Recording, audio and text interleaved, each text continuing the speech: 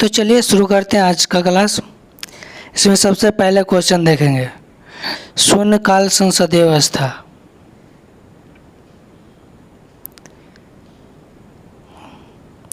क्या है? शून्यकाल संसदीय व्यवस्था किस देश की देन है? तो इसका आंसर हो जाएगा भारत। शून्यकाल जो संसदीय व्यवस्था का देन किसका है? भारत का है। भारत ने शून्यकाल संसदीय व्यवस्था को दिया है। अब अगला क्वेश्चन देखेंगे, सेकंड नंबर। 86वें संविधान संशोधन अधिनियम 2002 के द्वारा 6 से 14 वर्ष की आयु के सभी बच्चों को शिक्षा का मौलिक अधिकार प्रदान किया गया है। यह किस अनुच्छेद में वर्णित है? तो इसका आंसर क्या हो जाएगा? 21 का का। 21 के का में शिक्षा के अधिकार के बारे में है। ये 2002 में अधिनियम पारित हुआ था। देखिए बाकी के ऑप्शंस को भी देखेंगे। अनुच्छेद 19 में बोलने की स्वतंत्रता। हम कहीं भी क्या है बोल पाते हैं, अपने जो चाहते हैं ढंग से बोल पाते हैं। इसकी स्वतंत्रता में अनुच्छेद 19 में है। कहीं भी भाषण वगैरह दे सकते हैं या प्रोटेस्ट वगैरह करते हैं तो भाषण देते हैं, तो यह हमको बोलने की जो स्वतंत्रता अनुच्छेद 19 में है इसके।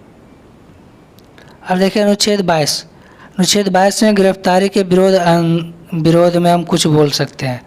कहा पूछ सकते हैं भाई हमको क्यों आप गिरफ्तार कर रहे हैं, क्या वजह है, रीज़न जान सकते हैं।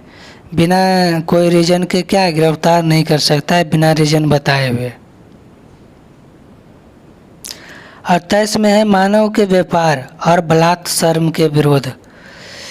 मानव का व्यापार और बलात्सर्म के विरोध किस अनुच्छेद में है? 23 में। अगला क्वेश्चन देखेंगे थर्ड नंबर। थर्ड नंबर में क्या है? निम्न में से कौन भारतीय राज्य व्यवस्था में सर्वोच्च है? यानी भारत की जो राज्य व्यवस्था उसमें सर्वोच्च क्या है? संविधान। संविधान क्या है? हमारे देश में सर्वोपरि है। संविधान से ऊपर कुछ भी नहीं है। जो भी है सभी का सभी क्या है? संविधान से ही है। तो देखिए संविधान के अनुच्छेद 124 में उच्चतम न्यायालय के बारे में, जिसको सुप्रीम कोर्ट बोलते हैं। और जबकि अनुच्छेद 214 में किसके बारे में? उच्च न्यायालय के बारे में है।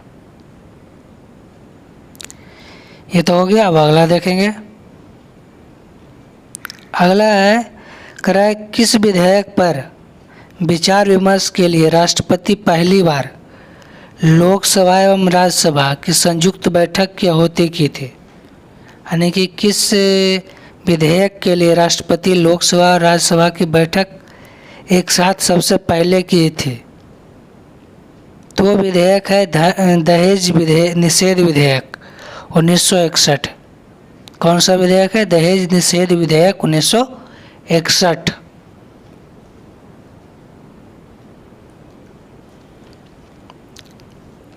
अब अगला क्वेश्चन देखेंगे। अगला में कह रहा है लोकसभा और राज्यसभा की संयुक्त बैठक का उल्लेख किस अनुच्छेद में? यानी कि लोकसभा और राज्यसभा की संयुक्त बैठक होता है वह किस अनुच्छेद में है? तो अनुच्छेद 108। किस अनुच्छेद में? 108 में है।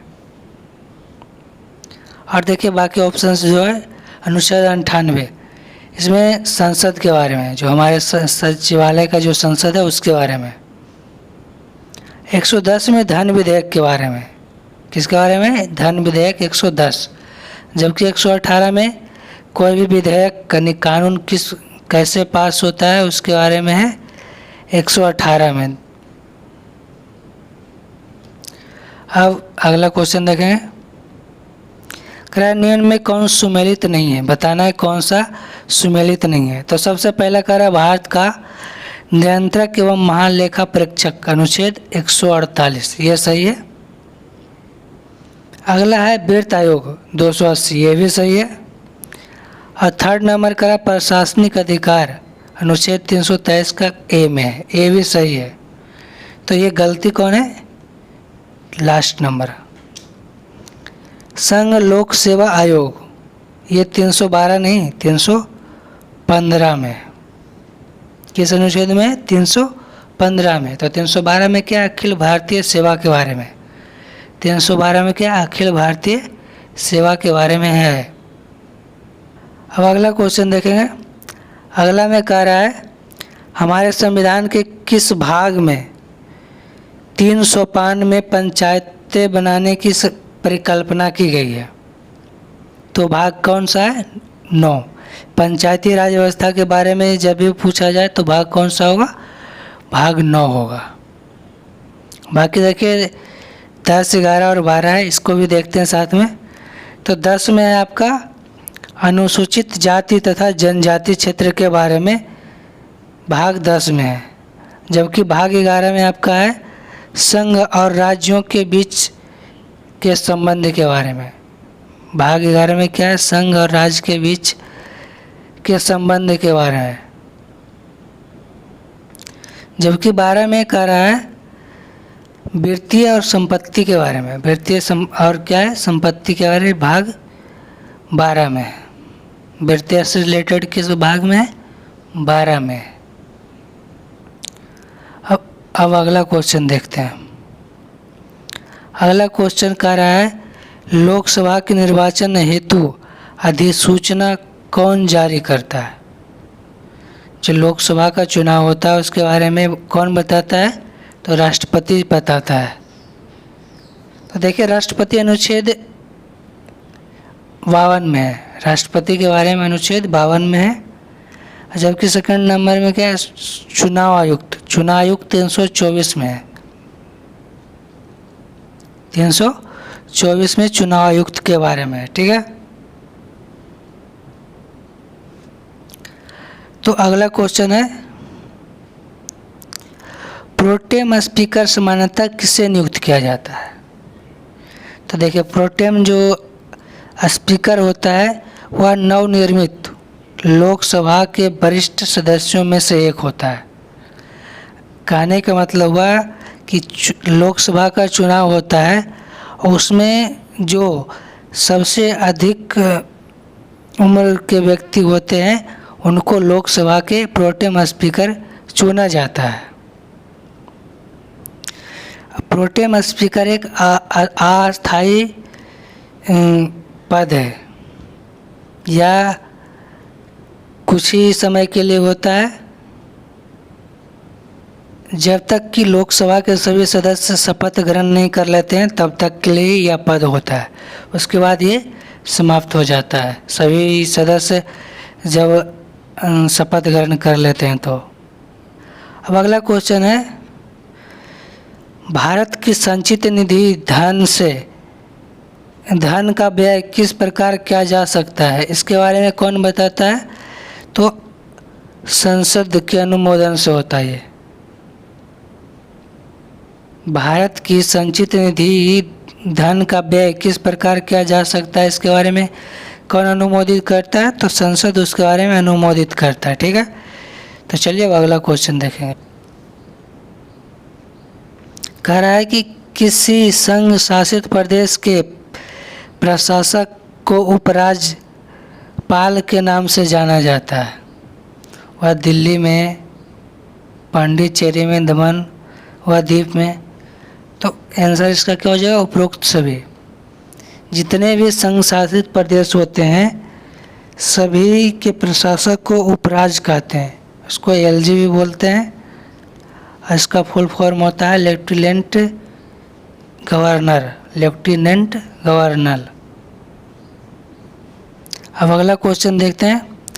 अगला में कह रहा है कि राज्य विधान परिषद में अधिकतम कितने सदस्य को मनोनीत कर सकता है? राज्यपाल विधान परिषद में अधिकतम कितने सदस्यों को मनोनीत कर सकता है? तो इसकी कोई भी सीमा नहीं है। इसकी कोई भी सीमा नहीं है। राज्यपाल विधान परिषद में कितना व्यक्ति को मनोनीत करेगा इसका कोई सीमा नहीं है। ठीक है।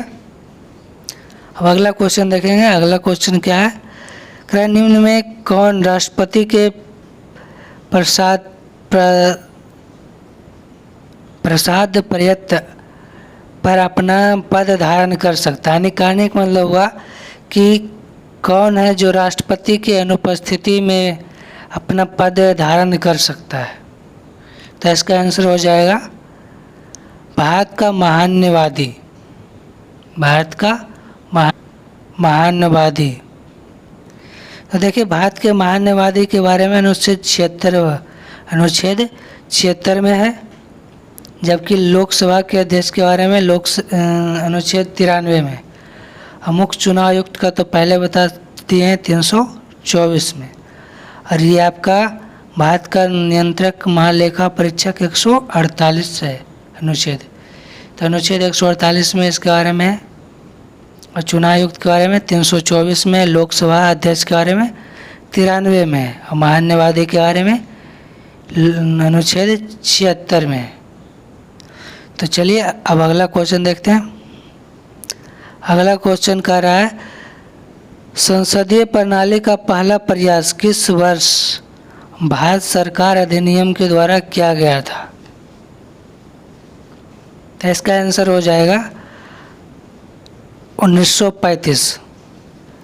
भारत शासन अधिनियम 1935 में सबसे पहले संघीय प्रणाली का प्रयास किया गया था। तो चलिए इतना ही क्वेश्चन था।